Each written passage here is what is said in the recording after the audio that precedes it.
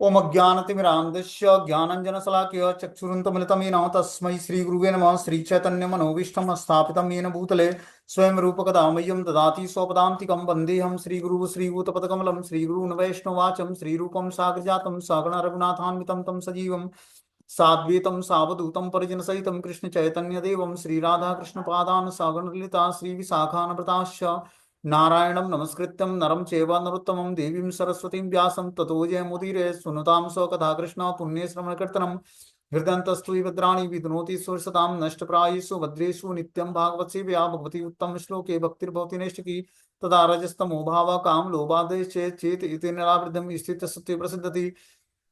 एवं प्रसन्न मनसो भगवद्भक्ति योगता भगवतत्त्वविज्ञान मुक्तसंगस्य जायते विद्यन्ते हृदय ग्रन्थि छिद्यन्ते सर्वसंशयं क्षीयन्ते चास्य कर्माणि दृष्ट्वा एवात्मनीश्वरे मुखं करोति वाचालं पुंगुं लङ्घयते गिरिं यत्कृपातमहं वन्दे परमानन्दमाधवं।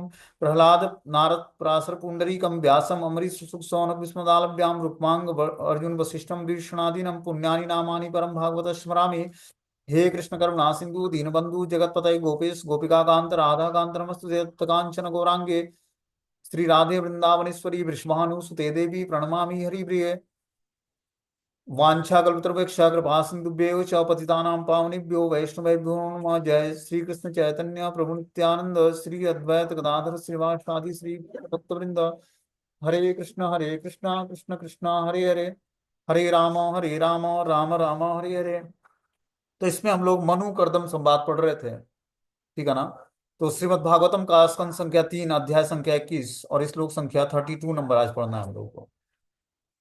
बोलते हैं संहाहम श्वासम कलयाम त्वद्रीवेण महामुने त्वम क्षेत्रे देवहूत्या प्रणश्ये तत्व संहिताम। हे ऋषि, तुम्हारी मैं तुम्हारी 9 कन्याओं सहित तुम्हारी पत्नी देवहूति के माध्यम से अपने श्वास को प्रकट करूंगा और उसे उस दर्शन शास्त्र सांख्य दर्शन का उपदेश दूंगा जो परम तत्व या श्रेणियों से संबंध है।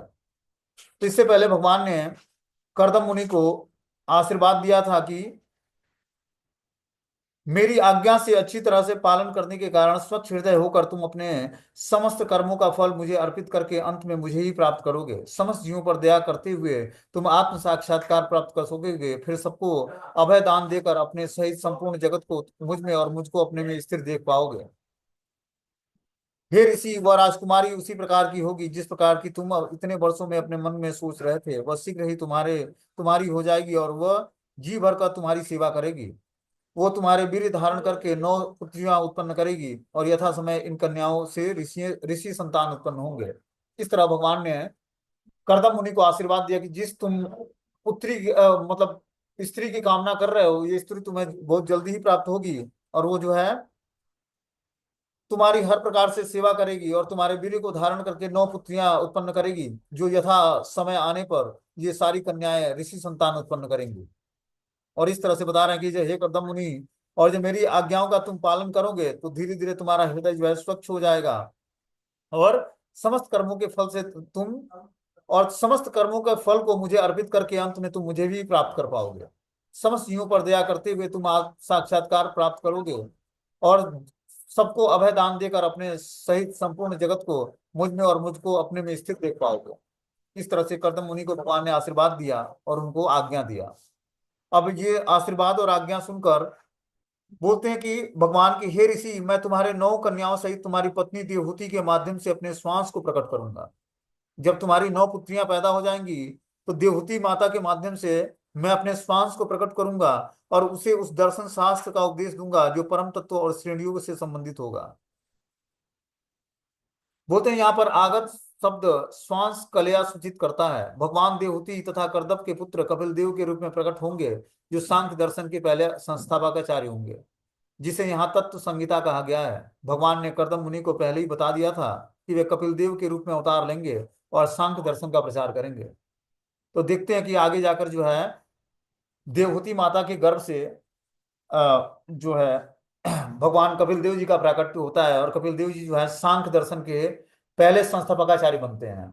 उन्होंने इस सांख्य दर्शन का प्रतिपादन किया। सांख्य दर्शन क्या होता है? शरीर और आत्मा का ज्ञान अलग अलग। तो ये सांख्य दर्शन का ज्ञान जो है कपिल देव भगवान देते हैं और ये स्वयं भगवान के ही अवतार हैं, स्वांश अवतार हैं और सांख्य दर्शन का प्रचार करेंगे।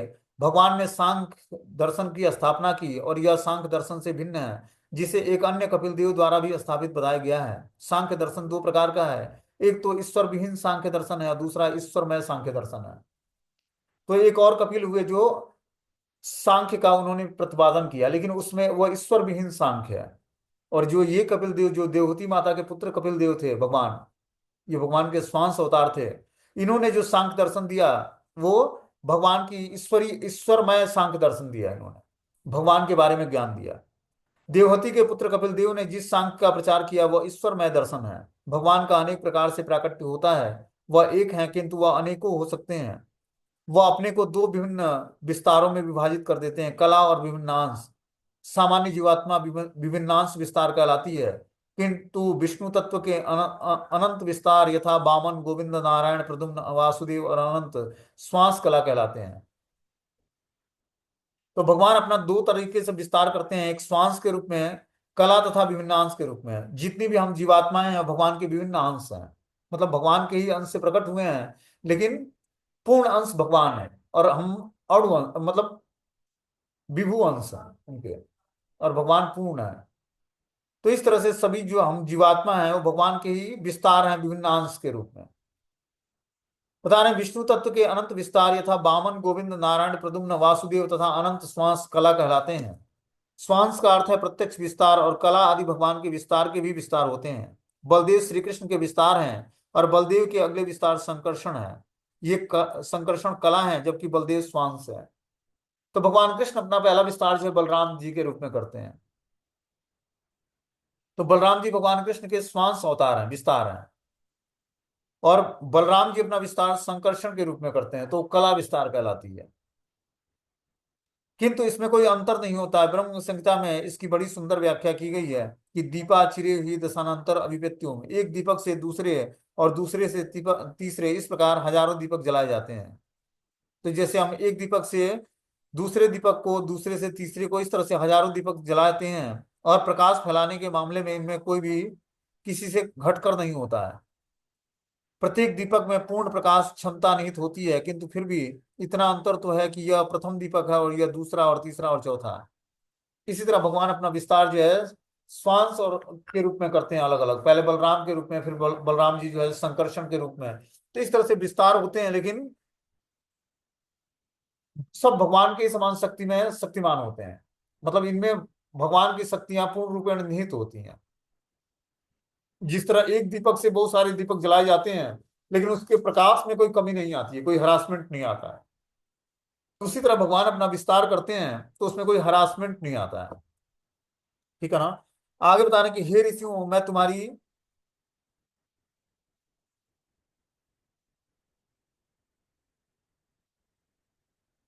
अब आगे इस पे मैत्रेय ऋषि बोलते हैं कि मैत्रेय उवाच एवं तमनुभास्यार्थम भगवान प्रत्यक्षजम जगामम बिंदु सरसम सरत्वत्व्या परिसृताम। मैत्रेय ने आगे कहा, इस प्रकार कर्दम मुनि से बातें करने के बाद इंद्रियों के कृष्ण भावनामृत में लीन रहने पर प्रकट होने वाले भगवान उस बिंदु नामक सरोवर से, जो सरस्वती नदी के चारों ओर से घिरा हुआ था, अपने लोक को चले गए।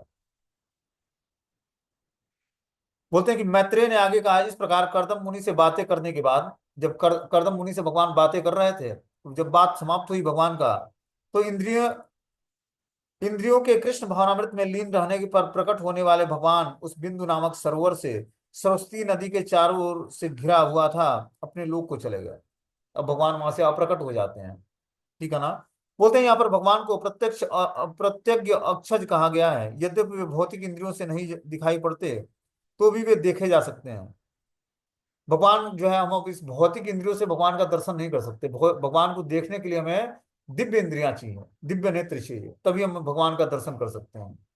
बोलते हैं यहाँ पर भगवान प्रत्यज्ञ अक्षज कहा जाता है। यद्यपि वे भौतिक इंद्रियों से नहीं दिखाई पड़ते हैं, तो भी वे देखे जा सकते हैं। यह विरोधाभास लगता है। हमारे पास भौतिक इंद्रियां ही हैं, तो फिर हम भगवान को कैसे देखें। वे अधोक्षज कहलाते हैं, जिसका अर्थ है कि वे भौतिक इंद्रियों से नहीं देखे जा सकते हैं। भगवान को देखने के लिए हमें अपनी इंद्रियों को शुद्ध करना पड़ेगा, तभी हम भगवान का दर्शन कर सकते हैं। अक्षज का अर्थ है भौतिक इंद्रियों द्वारा दृश्य ज्ञान। चूंकि भगवान हमारी इंद्रियों की कल्पना शक्ति से नहीं देखे जा सकते हैं, अतः वे अजित कहलाते हैं। भगवान, हम अपनी अपूर्ण इंद्रियों से भगवान की कल्पना भी नहीं कर सकते हैं, और इस कारण से कल्पना शक्ति से नहीं देखे जा सकते, अतः अतः वो अजित कहलाते हैं। वे जो जीत सकते हैं, किंतु उन्हें कोई नहीं जीत जीत पाएगा, तो फिर यह क्या इतने पर भी वे देखे जा सकते हैं। यह व्याख्या की जाती है कि श्री कृष्ण के दिव्य नाम को न तो कोई सुन सकता है, न ही दिव्य रूप का कोई समझ सकता है, न उनकी दिव्य लीलाओं का कोई आत्मसात कर सकता है। यह संभव नहीं है। तो यह कैसे संभव है कि वे देखे या समझे जा सकते हैं। जब मनुष्य भक्तिमय सेवा में प्रशिक्षित होता है और भगवान की सेवा करता रहता है, तो उसकी इंद्रियां क्रमशः भौतिक कल्मश से परिशुद्ध हो जाती हैं। जब इस प्रकार इंद्रियां शुद्ध हो जाती हैं, तभी मनुष्य उसे देख सकता है, समझ सकता है, सुन सकता है। यहाँ पर प्रयुक्त एक ही शब्द प्रत्येक अक्षजम में भौतिक इंद्रियों की शुद्धता, श्री कृष्ण के दिव्य रूप, गुण, नाम और का बोध समाया हुआ है। मतलब भगवान का अगर जो हमें दर्शन करना है, तो पहले क्या करना पड़ेगा, अपनी इंद्रियों को शुद्ध करना पड़ेगा। जब इंद्रियां शुद्ध होंगी, तभी मनुष्य उन्हें देखने में समर्थ हो पाएगा और समझ सकेगा और सुन सकेगा। भौतिक इंद्रियों की शुद्धता तथा श्री कृष्ण के दिव्य रूप, गुण, नाम का बोध तभी होगा जब हमारी इंद्रियां शुद्ध हो जाएंगी, और इन शुद्ध इंद्रियों से ही हम भगवान के दिव्य नाम, रूप, गुण, लीलाओं का को समझ सकते हैं, जान सकते हैं और कीर्तन कर सकते हैं। बोलते हैं खड़े हुए करदम मुनि को देखते देखते भगवान वैकुंठ जाने वाले मार्ग से प्रस्थान कर गए, जिस मार्ग की प्रशंसा सभी महान मुक्त आत्माएं करती हैं। मुनि खड़े खड़े भगवान के वाहन गरुड़ को फड़फड़ाते पंखों से गुजादित सामवेद के मंगलाचरण जैसे लगने वाली ध्वनि को सुनते रह गए। तो इस तरह से करदम मुनि को आशीर्वाद भगवान वरदान देते हैं, और फिर जो है अपना सुंदर स्वरूप का दर्शन भी कराते हैं। और देखते देखते करदम मुनि के अभी खड़े होकर करदम मुनि उनको उनके स्वरूप को देख रहे थे, तब तक भगवान अपना आदेश पूरा करके और बैकुंठ जाने वाले मार्ग से प्रस्थान कर जाते हैं। जिस मार्ग की प्रशंसा सभी महान मुक्त आत्माएं करती हैं, मुनि खड़े खड़े भगवान के वाहन गरुड़ के फड़फड़ाते पंखों से गुंजायमान सामवेद की के मंगलाचरण जैसे लगने वाली ध्वनि को सुनते रह गए। तो जब गरुड़ उड़ता है भगवान का, जो भगवान जिस गरुड़ के पीठ पर सवारी करके और जो है यात्रा करते हैं, तो वो जो अपने पंख को फड़फड़ाता है, तो उससे सामवेद का उच्चारण होता है। ठीक है ना। जब वो उड़ता है तो क्या होता है, पंख फैलाकर हवा में क्या करता है, जब वो अपने पंख को डुलाता है, तो उससे सामवेद की ऋचाओं का उच्चारण होता है। तो करदम मुनि देखते रह गए कि खड़े खड़े मुनि देखते रह गए कि भगवान के वाहन गरुड़ ने फड़फड़ाते पंखों से गुंजायमान सामवेद के मंगलाचरण जैसे लगने वाली ध्वनि को सुनते रह गए। बोलते हैं वैदिक साहित्य में बताया गया कि भगवान को सर्वत्र ले जाने वाले दिव्य पक्षी गरुड़ के दोनों पंख सामवेद के दो विभाग हैं, जिन्हें बृहत तथा अस्था रथांतर कहा गया है। क्योंकि गरुड़ भगवान के वाहन का कार्य करता है, अतः उसे समस्त वाहनों का दिव्य राजकुमार कहा जाता है। गरुड़ ने अपने दोनों पंखों से सामवेद गुंजारित करना प्रारंभ कर दिया, जिसका गान बड़े बड़े साधु संत भगवान को शांत करने के लिए करते हैं। तो सामवेद की ऋचाओं का उच्चारण जो है भगवान को शांत करने के लिए किया जाता है, और उसी सामवेद का की ऋचाओं का उच्चारण जो है गरुड़ जब अपने पंख को डुलाते हैं, तो उसे सामवेद की ऋचाओं का उच्चारण होता है, जिसका गान बड़े बड़े साधु संत भगवान को शांत करने के लिए करते हैं। भगवान की पूजा ब्रह्मा, शिव, गरुड़, अन्य देवता चुने हुए श्लोकों से करते हैं, किंतु बड़े बड़े साधु वैदिक साहित्य से यथा उपनिषद और सामवेद के स्रोतों से उनकी पूजा करते हैं। इससे भगवान बहुत जल्दी प्रसन्न हो जाते हैं। जो सामवेद की ऋचाएं हैं उसका जो गान करता है, तो भगवान तुरंत शांत हो जाते हैं और उस भक्त को आशीर्वाद प्रदान करते हैं।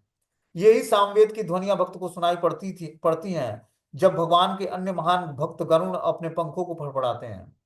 जब गरुड़ देव उड़ने के लिए अपने पंख फड़फड़ाते हैं, तो उससे सारे भक्तों को जो है सामवेद की ऋचाओं की दिव्य ध्वनि सुनाई पड़ती है। यहाँ यह स्पष्ट उल्लेख है कि करदम मुनि उस मार्ग को देखने लगे जिससे होकर भगवान वैकुंठ लोग जाए जा रहे थे। इस प्रकार इसकी पुष्टि होती है कि भगवान अपने धाम वैकुंठ से जो दिव्य आकाश में है उतरते हैं, और गरुड़ उन्हें ले आते हैं। सामान्य श्रेणी के दिव्य ज्ञानी वैकुंठ को जाने वाले मार्ग की पूजा नहीं करते हैं। जो पहले से भवबंधन से मुक्त है वे ही भगवान के भक्त हो सकते हैं। जो भवबंधन से मुक्त नहीं है, वे दिव्य भक्ति को नहीं समझ सकता है। तो दिव्य भक्ति को समझने के लिए हमें पहले भवबंधन से मुक्त होना पड़ेगा, तभी जाकर हम भगवान के दिव्य भाव भक्ति को समझ पाएंगे और दिव्य कार्यकलापों को समझ पाएंगे। क्योंकि ये एब्सोल्यूट और दिव्यता के प्लेटफॉर्म पर है, भगवान की स्थिति जो है दिव्य स्तर पर है, और दिव्य स्तर पर जब हम अपने चेतना को स्थिर करेंगे तभी हम भगवान के उस दिव्यता को समझ पाएंगे, उस तरह नहीं। भगवत गीता में स्पष्ट उल्लेख है, यत्यामपि सिद्धानाम, ऐसे अनेक लोग हैं जो भवबंधन से मुक्त होकर सिद्धि प्राप्त करना चाहते हैं और सचमुच मुक्त हो जाते हैं, वे ब्रह्मभूत या सिद्ध कहलाते हैं। तो कुछ ऐसे भी भक्त होते हैं जो क्या करते हैं, भवबंधन से मुक्त होकर सिद्धि प्राप्त करते हैं भक्ति में। तो ऐसे जो भक्त होते हैं वो ब्रह्मभूत या सिद्ध अवस्था कहलाता है। केवल सिद्ध ही भक्त बनते हैं। तो जब हम सिद्ध हो जाएंगे तभी हम भक्त कहलाएंगे। और सिद्धि होता क्या है कि भगवान के नाम रूप गुण लीलाओं के चर्चाओं में हमारा वास्तविक अनुराग प्रकट हो जाना, कि इसके बिना हमारा जीवन ही उदास, मतलब निरर्थक लगे, कि हम भगवान की कथाओं का श्रवण किए बिना, उनको ग्लोरीफाई किए बिना एक क्षण भी अपना बेकार ना गुजारें। यही परम सिद्धि है भगवान की, कि 24 घंटे निरंतर अपनी चेतना भगवान में स्थिर कर लेना।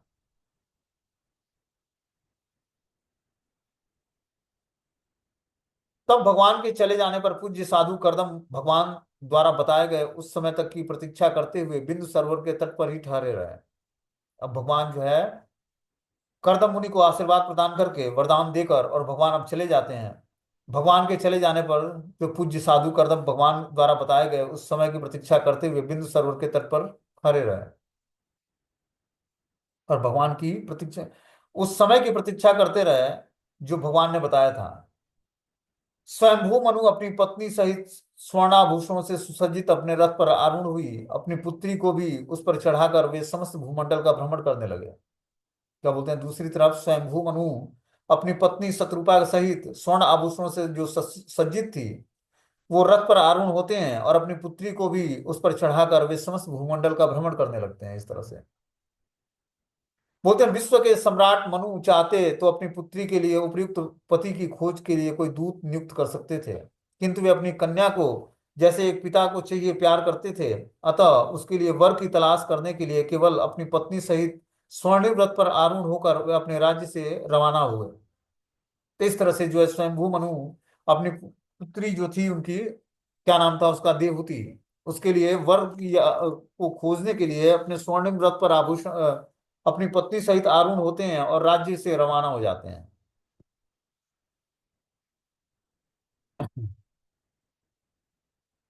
हे विदुर, वे मुनि की कुटी में पहुंचे जिसमें अपनी तपस्या का व्रत भगवान द्वारा पहले से बताए गए दिन दिन ही समाप्त किया था।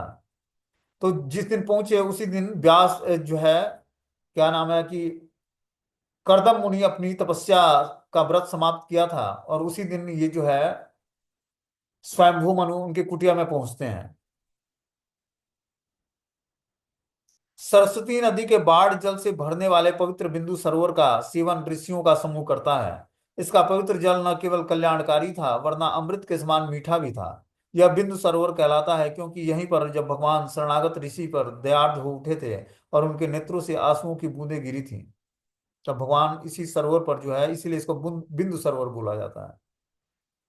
तो सरस्वती नदी के बाढ़ जल से भरने वाले पवित्र बिंदु सरोवर का सेवन ऋषियों का समूह करता है।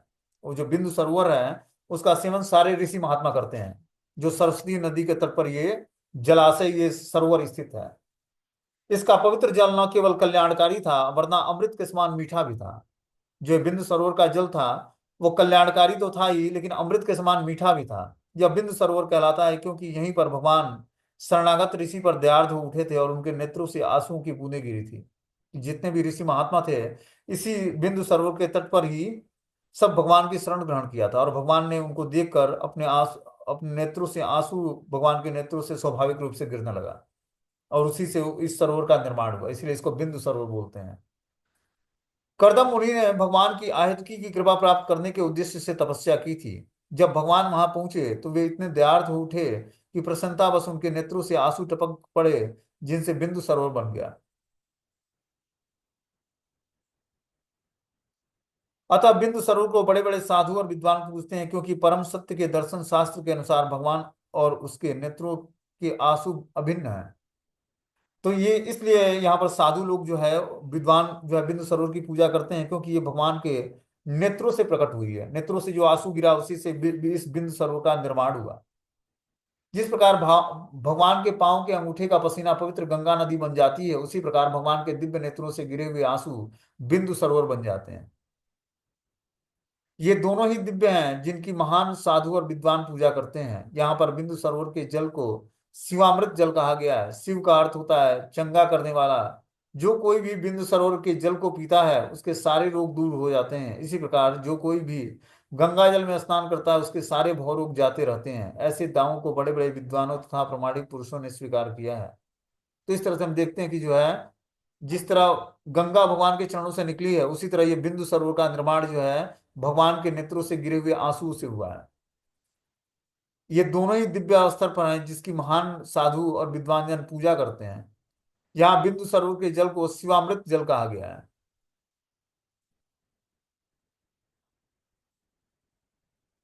आगे इसमें बता रहा है कि पुण्य द्रुम लता जाले कुंज पुण्यामृगा द्विजे सर्वर्तु फल पुष्पाढ़्यम वन राजी श्रियान्वितम।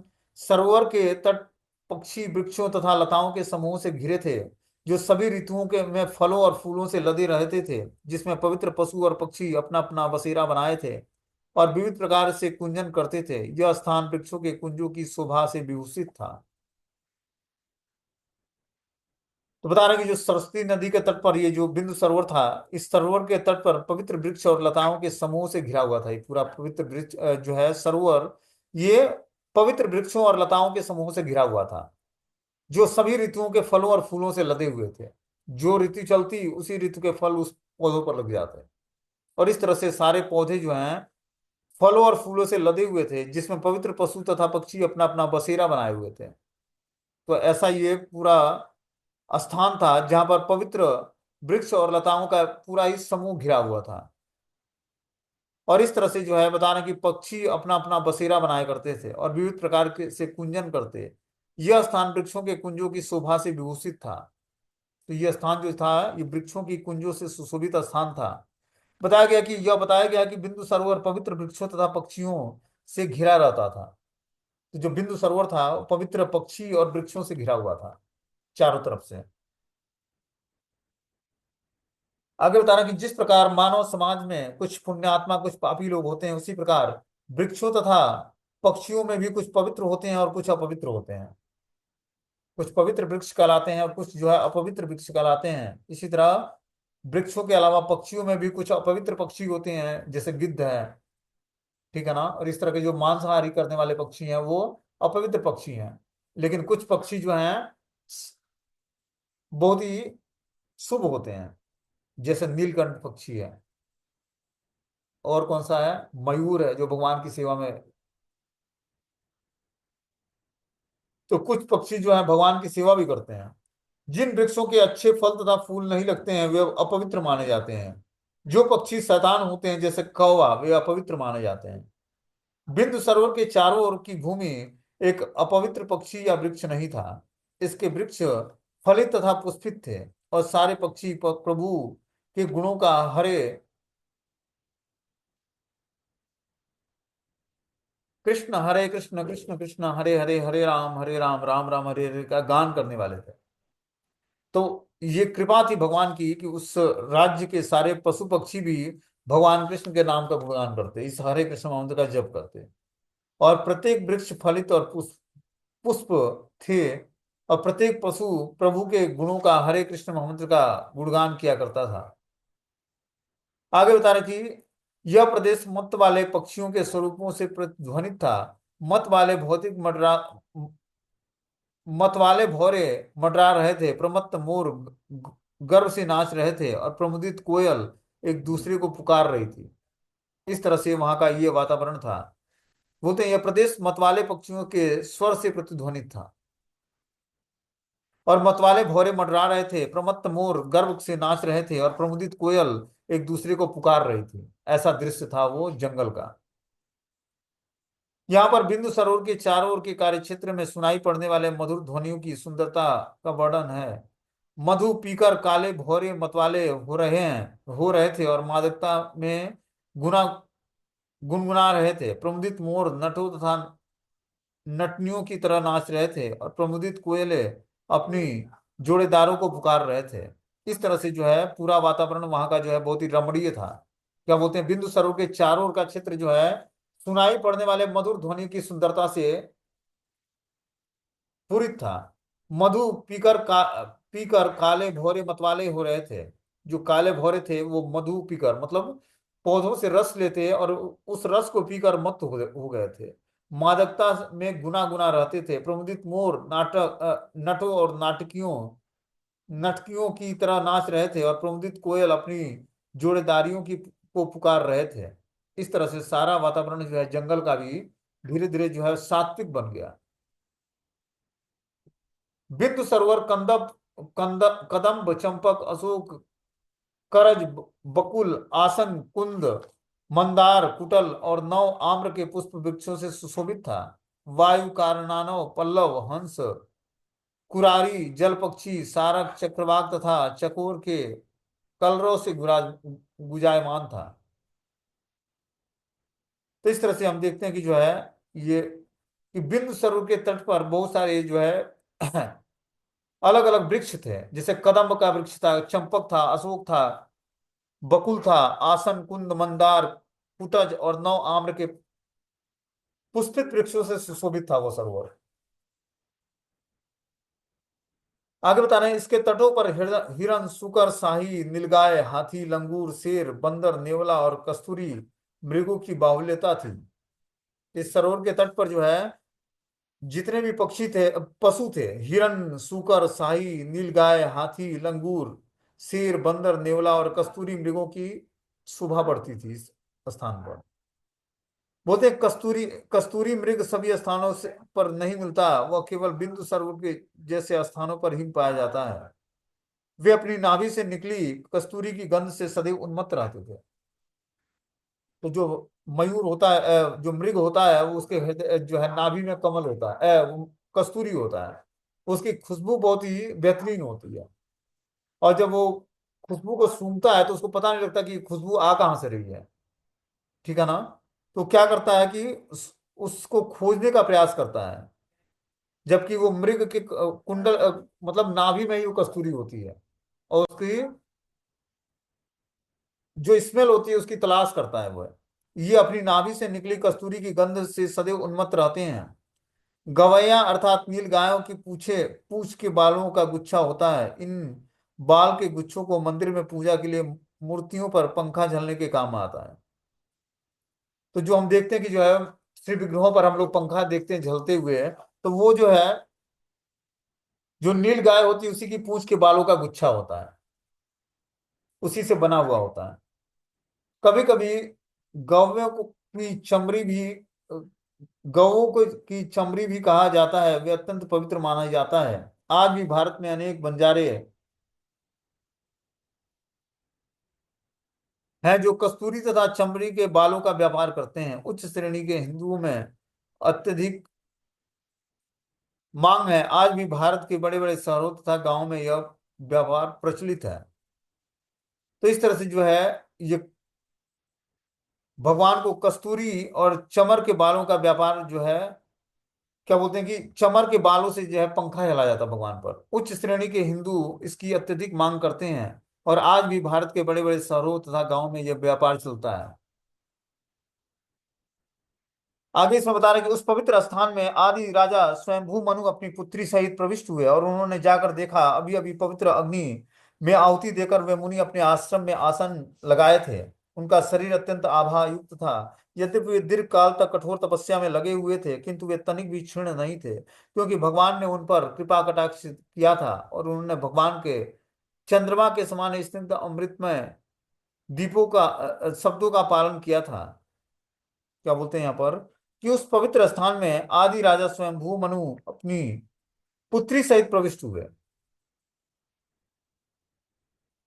और उन्होंने जाकर देखा कि सब अभी अभी पवित्र अग्नि में आहुति देकर वे मुनि अपने अपने आश्रम में आसन लगाए हुए हैं। उनका शरीर अत्यंत आभायुक्त है। यद्यपि वे दीर्घ काल तक कठोर तपस्या में लगे रहते थे किंतु वे तनिक भी क्षीण नहीं थे, क्योंकि भगवान उन पर कृपा कटाक्ष किया था और उन्होंने भगवान के चंद्रमा के समान स्निग्ध अमृतमय शब्दों का पान किया था।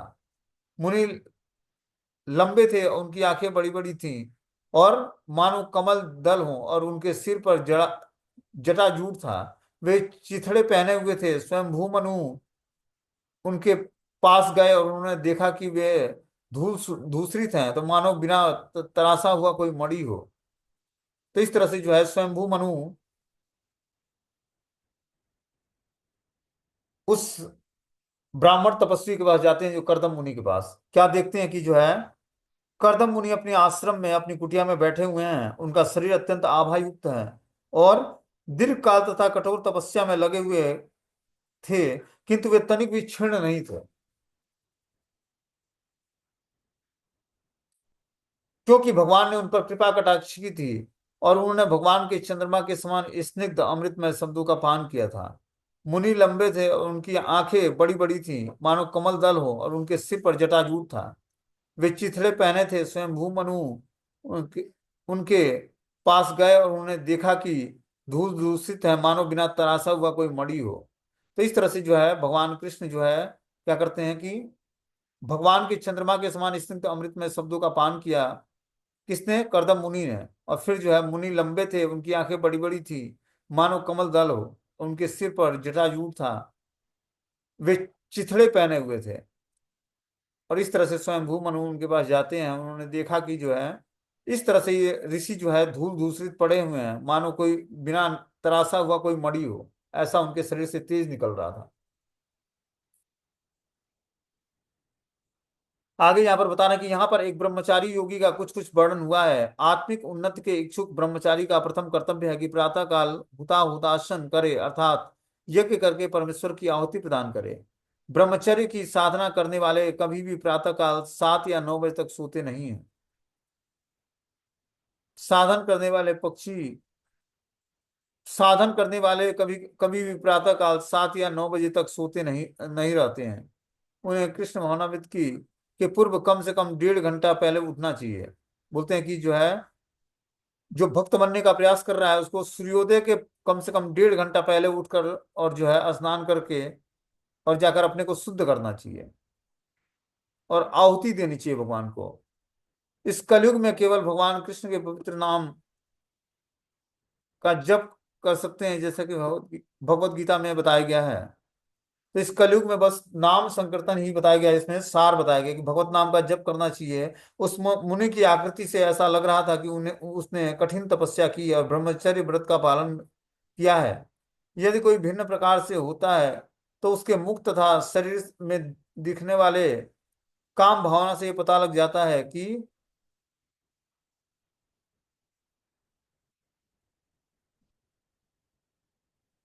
बोलते हैं कि उस मुनि की आकृति से ऐसा लग रहा था कि उन्होंने कठिन तपस्या की है। जब उस मुनि को स्वयंभू मनु ने देखा तो उनके दर्शन मात्र से लगा कि ये ऋषि अवश्य ही कोई कठिन तपस्या करके उठे हैं और ब्रह्मचर्य पालन का यही लक्षण भी है। यदि कोई भिन्न प्रकार से रहता है तो उसके मुख तथा शरीर से दिखने वाले काम भावनाओं से यह पता लग जाता है कि विद्योतमानम शब्द बताया गया है। इससे ब्रह्मचारी शरीर में ब्रह्मचारी के लक्षण दिखाई पड़ सकते हैं। योग में कठिन तपस्या करने से यही सबसे बड़ा प्रमाण है। अब आगे इसमें बता रहे हैं कि जो है राजा को अपने आश्रम में आकर प्रणाम करते देखकर उस मुनि ने आशीर्वाद देकर सत्कार किया और यथाचित सम्मान सहित उनका स्वागत किया। अब इस तरह से जो है स्वयंभू मनु अपने पुत्री के वर के प्राप्त खोजने में कर्दम मुनि के पास पहुंचते हैं और इस तरह से जो है उनको सादर प्रणाम करते हैं। और इसी प्रकार मुनि का भी जो धर्म था वो जंगल में आग जाकर आश्रम के पास पहुंचने वाले राजाओं को आशीर्वाद देते हैं। मुनि से सम्मान पाकर राजा स्वयं वो मनु बैठ गए और शांत बने रहे। तब भगवान के आदेश का स्मरण करते हुए करदम मुनि मधुर वाणी से में राजा को प्रमुदित करते हुए इस प्रकार बोले। तो इस तरह से जो है अब क्या करते हैं, जब स्वयंभू मनु आकर जो है अपने करदम मुनि की कुटिया में बैठ जाते हैं तो शांत बने रहते हैं स्वयंभू मनु। और फिर बता रहे हैं कि भगवान के आदेशों का स्मरण करने के लिए करदम मुनि अपनी मधुर वाणी से राजा को प्रमुदित करते हुए इस प्रकार बोले। अब अपनी मधुर वाणी से राजा को संबोधित करते हैं और फिर जाकर जो है आगे बता रहे हैं कि हे भगवान, आपका यह भ्रमण निश्चित रूप से सृजनों की रक्षा तथा असुरों के वध के उद्देश्य से संपन्न हुआ है, क्योंकि आप श्री हरि की रक्षक शक्ति से समन्वित हैं। तो इस तरह से जो है अब आगे की स्टोरी अगले क्लास में बताई जाएगी। हरे कृष्ण।